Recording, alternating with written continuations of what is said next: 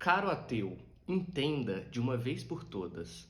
Não, o cristão não vai e ele não pode te provar que Deus existe.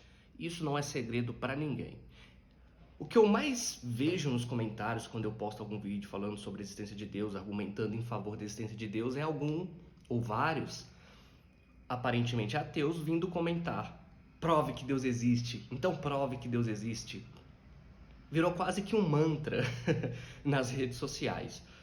Porém, sinto lhes decepcionar, mas esse tipo de comentário só expõe a ignorância de vocês sobre o assunto, sobre epistemologia, sobre pesquisa séria, e ninguém no mundo acadêmico levaria esse tipo de coisa a sério. Ninguém no mundo acadêmico, pelo menos em filosofia da religião, levaria esse tipo de argumento, resposta, objeção a sério. Você não vai ver grandes nomes do ateísmo utilizando esse tipo de objeção. Saiam um pouquinho do TikTok, peguem um livro, estudem. Por quê? Primeiro e principalmente, nós não podemos provar no sentido robusto da palavra prova praticamente nada. Você sequer consegue provar no sentido estrito que o mundo externo existe. Você não consegue provar que sua mãe existe. Por que eu estou dizendo isso? Quem te garante que você não está preso num sonho, numa espécie de simulação do tipo Matrix?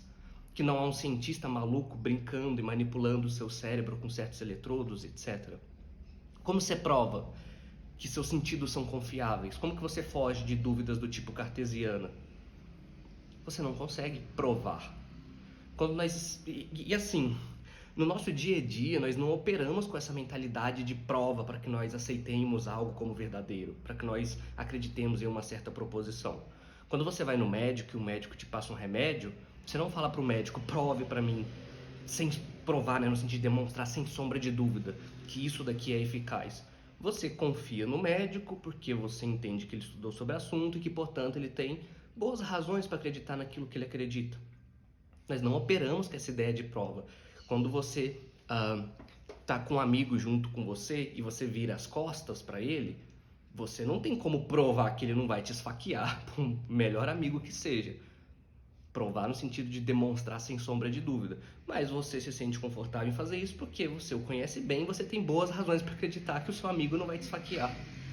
Ou seja, falando seriamente, quando a gente fala de epistemologia séria, de justificação racional, de dever epistêmico, nós estamos falando de não prova, mas de boas razões, de plausibilidade, de probabilidade.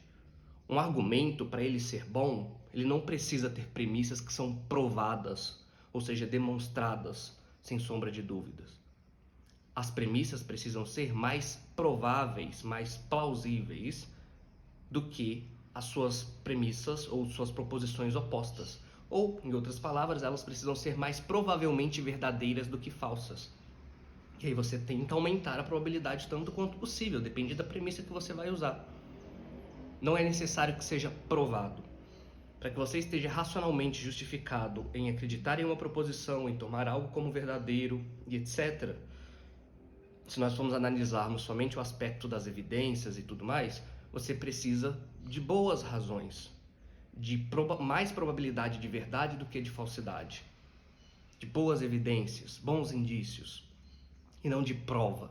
Não é assim que nós operamos no nosso dia a dia, não é assim que epistemologia funciona, e isso, prova, se aplica para tão poucas coisas que é simplesmente irrazoável nós queremos provas. É colocar a barra tão elevada que praticamente nada pode ser tomado como uma opção intelectualmente viável por esse critério. Provas se restringem quase que exclusivamente a verdades matemáticas, tal como 1 mais 1 é 2, e questões conceituais, questões de definição. Por exemplo, um triângulo possui 3 lados. Isso é provado porque é uma questão do que significa triângulo. Mas quando você foge desse reino matemático conceitual, nós não podemos provar praticamente nada. Nós temos boas razões para acreditar no que acreditamos, boas razões para tomar as coisas como elas parecem ser, na medida em que nós não temos boas razões ao contrário, e etc. Então, quando um filósofo, quando um estudioso do assunto fornece um argumento em favor da existência de Deus e contra o ateísmo, ele não quer provar, sem sombra de dúvida, demonstrar para você que Deus existe. Pronto, tá aqui, tome. Não é isso. Ele quer te dar boas razões para se acreditar que Deus existe. Ele quer mostrar para você que é mais provável acreditar que Deus existe do que ele não exista. Ponto. É assim que nós operamos, isso é assim que a justificação racional opera, é assim que nós cumprimos nossos deveres epistêmicos, assim que o mundo acadêmico funciona, e esse tipo de comentário só te expõe à ignorância. Então, saia do TikTok um pouco, saia das redes sociais, pegue livro e estude. Ó. Você pode ver aqui atrás livros, eu sou mestrando em filosofia, estudo filosofia da religião. Então, para porque isso não vai te levar a lugar nenhum, só está expondo sua ignorância.